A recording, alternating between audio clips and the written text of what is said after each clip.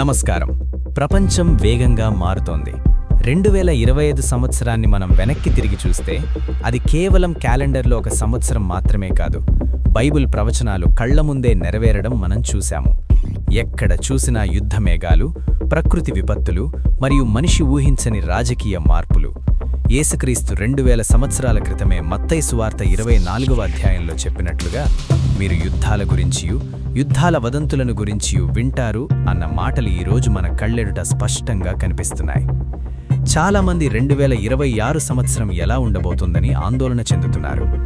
Bible పండితులు మరియు ప్రవచన విశ్లేషకుల ప్రకారం మనమిప్పుడు ఎండ్ టైమ్స్ అంటే అంత్యదినాల చివరి ఘడియల్లో ఉన్నాము. ఈ వీడియోలో 2026 కోసం బైబిల్ సూచిస్తున్న 10 భయంకరమైన మరియు ముఖ్యమైన ప్రవచనాలను మనం లోతుగా పరిశీలిద్దాం. ఇవి కేవలం ఊహలు కావు, దేవుని వాక్యం రాబోయే కాలం గురించి మనకిస్తున్న హెచ్చరికలు. ఇక ఆలస్యం చేయకుండా ఆ 10 ప్రవచనాలు ఏంటో, అవి ఈ ప్రపంచాన్ని ఎలా మార్చబోతున్నాయో తెలుసుకుందాం. నెంబర్ 10, జకరియా గ్రంథం 12వ అధ్యాయం. ఈ ప్రవచనం ఇజ్రాయెల్ గురించి చాలా స్పష్టంగా మాట్లాడుతుంది. జెరూసలేమును నేను భూమి మీద ఉన్న జనులందరికీ ఒక భారమైన రాయిగా చేస్తాను అని దేవుడు చెప్పాడు. 2025 జూన్లో జరిగిన సంఘటనలే దీనికి సాక్ష్యం. ఇజ్రాయెల్ ఒకేసారి ఇరాన్, గాజా మరియు లెబనాన్లపై దాడులు చేయాల్సి వచ్చింది. ఒకప్పుడు ఇజ్రాయెల్కు మద్దతిచ్చిన దేశాలు కూడా ఇప్పుడు వెనక్కి తగ్గుతున్నాయి. ప్రపంచం మొత్తం ఇజ్రాయెల్కు వ్యతిరేకంగా మారుతున్న ఈ సమయం బైబిల్లో చెప్పబడిన అంత్యదినాల సూచనగా కనిపిస్తోంది. 2026లో ఈ ఒత్తిడి మరింత పెరిగి ఇజ్రాయెల్ తన ఉనికి కోసం ఒంటరిగా పోరాడే పరిస్థితి రావచ్చు. నెంబర్ 9, యుద్ధ వదంతులు మరియు భయం. మత్తయి సువార్త 24వ అధ్యాయం. రష్యా మరియు ఉక్రెయిన్ యుద్ధం 2025 అక్టోబర్ నాటికి పతాక స్థాయికి చేరుకుంది. అణుయుద్ధం వస్తుందేమో అన్న భయం ప్రపంచ దేశాలను వణికించింది. యేసుక్రీస్తు శిష్యులు ఆయనను అడిగినప్పుడు ఆయన ముందుగా చెప్పింది ఇదే: జాతి మీదకు జాతియు, రాజ్యం మీదకు రాజ్యము లేస్తుంది. ఈరోజు మనం చూస్తున్నది కేవలం సరిహద్దు గొడవలు కాదు, ఇది అగ్రరాజ్యాల మధ్య ఆధిపత్య పోరు. 2026లో ఈ యుద్ధాలు మరింత విస్తరించి 3వ ప్రపంచ యుద్ధానికి దారితీస్తాయా అన్న అనుమానాలు బలపడుతున్నాయి. శాంతి అనేది భూమి మీద నుండి తీసివేయబడుతుందని ప్రకటన గ్రంథం చెప్పిన మాటలు నెరవేరుతున్నాయి. నెంబర్ 8, యెహెజ్కేలు గ్రంథం 38వ అధ్యాయం. బైబిల్లోని అత్యంత ప్రసిద్ధమైన ప్రవచనాలలో గోగు మరియు మాగోగు యుద్ధం ఒకటి. ఉత్తర దిక్కు నుండి ఒక పెద్ద సైన్యం ఇజ్రాయెలుపైకి వస్తుందని వాక్యం చెబుతోంది. చరిత్రలో ఎన్నడూ లేని విధంగా ఇరాన్, రష్యా మరియు టర్కీ లాంటి దేశాల మధ్య సంబంధాలు బలపడడం మనం 2025లో చూశాం. ముఖ్యంగా హిజ్బుల్లా ద్వారా ఇజ్రాయెలుపై జరిగిన దాడులు దీనికి నాంది మాత్రమే. యెహెజ్కేలు ప్రవచించినట్లుగా ఈ దేశాలన్నీ ఒక కూటమిగా ఏర్పడి దేవుని ప్రజలపైకి దండెత్తడానికి సిద్ధమవుతున్నాయి. 2026లో ఈ కూటమి తన పూర్తి బలంతో మధ్య ప్రాంతంలో అడుగుపెట్టే అవకాశం ఉంది. నెంబర్ 7, ప్రకృతి వైపరీత్యాలు. ప్రకటన గ్రంథం 8వ అధ్యాయం.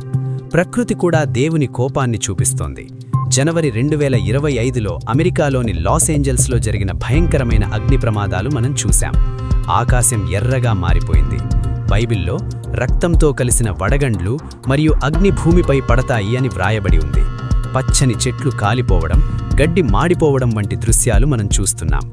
మానవుడు చేస్తున్న పాపాలకు, ముఖ్యంగా అమాయక రక్తాన్ని చిందించడం వల్ల భూమి కూడా శాపగ్రస్తమైంది. 2026లో వాతావరణంలో ఇంకా వింత మార్పులు, అగ్ని ప్రమాదాలు సంభవించే సూచనలు కనిపిస్తున్నాయి. నెంబర్ 6, డమాస్కస్ నాశనం. యెషయా గ్రంథం 17వ అధ్యాయం. ఇదిగో, డమాస్కసికను ఒక నగరముగా ఉండదు, అది పాడుదిబ్బగా మారుతుంది అని యెషయా ప్రవక్త వేల సంవత్సరాల క్రితమే చెప్పారు. సిరియా రాజధాని డమాస్కస్ ప్రపంచంలోనే అత్యంత పురాతనమైన నగరం. కానీ 2025 జులైలో జరిగిన దాడులతో ఆ నగరం నాశనానికి దగ్గరైందని బైబిల్ పండితులు హెచ్చరిస్తున్నారు. ఇది పూర్తిగా నేలమట్టమయ్యే రోజు ఎంతో దూరంలో లేదని అర్థమవుతోంది. ఇది జరిగితే అది ప్రవచనాల చరిత్రలో ఒక మైలురాయిగా నిలిచిపోతుంది. నెంబర్ 5, కరువు మరియు ఆర్థిక సంక్షోభం. ప్రకటన గ్రంథం 6వ అధ్యాయం. నల్లగుర్రం. ప్రకటన గ్రంథంలో నల్లగుర్రం కరువు మరియు ఆర్థిక మాంద్యానికి సంకేతం. ఒక దినారానికి ఒక సేరు గోధుమలు అని చెప్పబడింది. అంటే ఆహార పదార్థాల ధరలు ఆకాశాన్ని తాకుతాయని అర్థం. 2025 సూడాన్ లాంటి దేశాల్లో ప్రజలు ఒక రొట్టెముక్క కోసం పడిన కష్టాలు మనం చూశాం. కానీ ఇది అక్కడితో ఆగిపోదు. రాబోయే 2026లో ద్రవ్యోల్బణం పెరిగి సామాన్యుడు బ్రతకడం కష్టంగా మారే పరిస్థితి రావచ్చు. ధనికులు తమ ధనాన్ని కాపాడుకోవడానికి చూస్తారు, కానీ పేదలు ఆహారం కోసం అలమటించే రోజులు వస్తున్నాయి. నెంబర్ 4, మానవత్వ విలువల పతనం. 2 తిమోతి 3వ అధ్యాయం. అంత్యదినాలలో అపాయకరమైన కాలాలు వస్తాయని పౌలు చెప్పారు. మనుషులు స్వార్థపరులు, ధనాపేక్షకులు, జాలి లేనివారు, క్రూరులుగా మారుతారు. 2025 ఫిబ్రవరిలో మ్యాన్మార్లో సైన్యం ప్రజలను హింసిస్తున్న వీడియోలు చూస్తే మన గుండె తరుక్కుపోతోంది.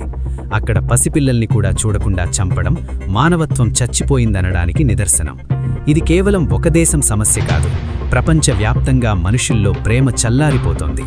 తండ్రి మీద కొడుకు, పొరుగువాని మీద పొరుగువాడు లేవడం మనం 2026లో ఇంకా ఎక్కువగా చూడబోతున్నాం. నెంబర్ 3, రక్తం మరియు అగ్ని. యోయేలు గ్రంథం 2వ అధ్యాయం. ఆకాశమందును భూమియందును మహత్కార్యాలను కనబరుస్తాను అని దేవుడు చెప్పాడు.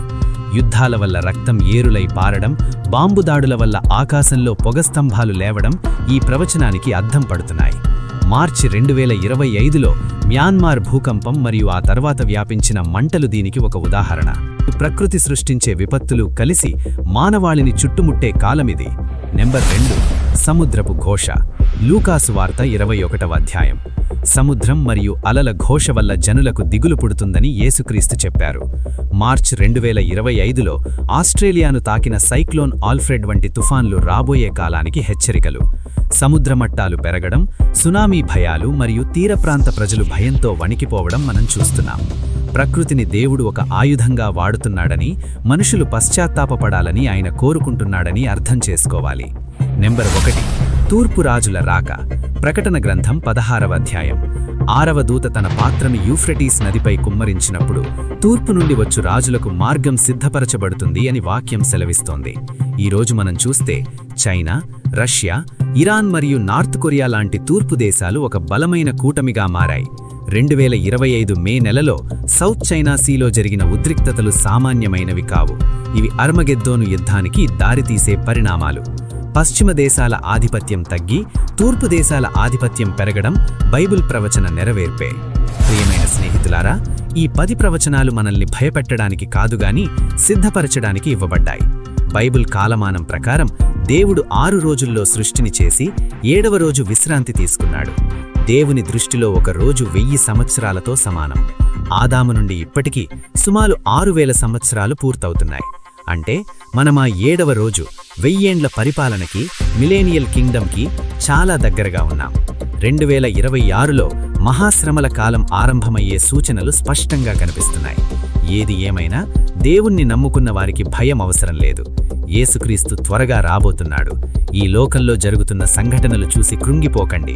మీ తలలను పైకి ఎత్తండి, ఎందుకంటే మీ విమోచన సమీపిస్తోంది. ఈ వీడియోలోని విషయాలు మిమ్మల్ని ఆలోచింపచేసి ఉంటే దయచేసి ఈ వీడియోను మీ స్నేహితులకు, కుటుంబ సభ్యులకు షేర్ చేయండి. అందరూ సత్యం తెలుసుకోవాలి. మరిన్ని ఆత్మీయ వీడియోల కోసం మా ఛానల్ని సబ్స్క్రైబ్ చేసుకోండి. దేవుడు మిమ్మల్ని దీవించునుగాక. ఆమేన్. Strength in grace.